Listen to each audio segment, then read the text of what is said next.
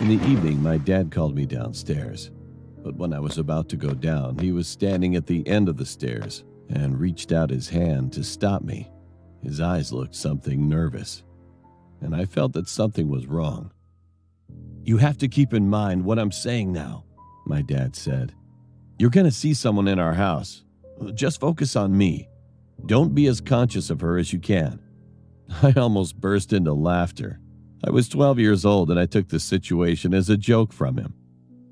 However, he continued talking before I could answer. "She's going to whisper something, and she's going to do everything to follow you or get your attention. It's going to be really hard to ignore. But son, you must never mix words with her for any reason. If you pretend she doesn't exist, she'll leave here. Will you do that?" Countless questions passed through my head, but I answered my dad, "Okay," since I was scared at the time. "Okay, it's time for dinner. Let's go downstairs. What I told you about her made her stronger, but this is the only way I have. I just wanted to avoid you running into her by accident. Trust me. Now focus." I followed him downstairs slowly, focusing only on him, heading to the kitchen as he said.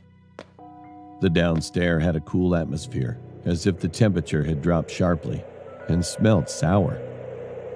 A raccoon once died in the wall of my house, and it smelled so bad that it kept going inside for a while. My dad and I sat at the table at the same time. My sister was sitting across from me, looking down at the empty plate in front of her, and my mom was taking food out of the oven, and I could see the signs of crying around her eyes. Well, I tried to concentrate on my family, but then I noticed something gray-skinned with black hair standing at the corner of the room. The atmosphere of the kitchen was subdued, and there was no laughter or warmth that could be seen in our kitchen as usual.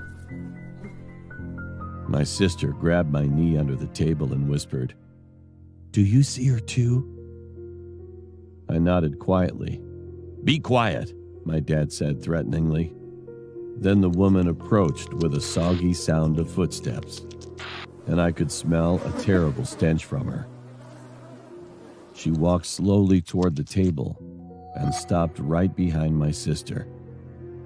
Then she stood close to my sister and put her dried, skinny hand on her shoulders. My sister crouched down and looked at me, and I lowered my head hurriedly. Mom forced herself to act as if everything was okay as she prepared dinner. Under the table, I could see my dad was holding her hand tightly so that she wouldn't go crazy. My sister had to keep those unpleasant, skinny hands on her shoulders all evening, and only an incomprehensible whisper from the woman's mouth filled the kitchen. We lived like that for months, trying our best to pretend nothing happened.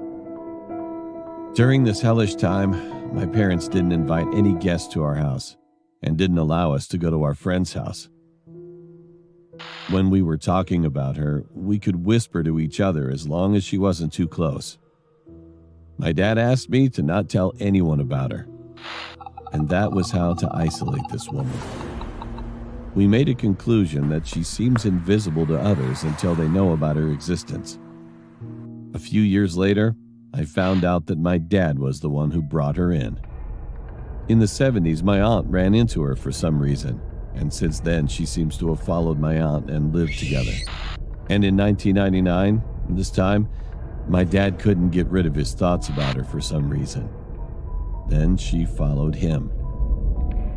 We tried to remain not telling about her, and this was the most difficult thing in our lives. She was with us when we left home or were in the car. We couldn't act separately. It was the hardest time for my mom, who had to be home alone after we went to school and my dad went to work. One snowy night in February, we had dinner and my mom went up to bed a little early, and the woman was sitting on my parents' bed. Unfortunately, my mom couldn't take it any longer. I heard my mom screaming in the bedroom, "Please, leave my family alone!" Dad's face turned deadly pale with fear and jumped up to stop her, and that was the last time I saw her.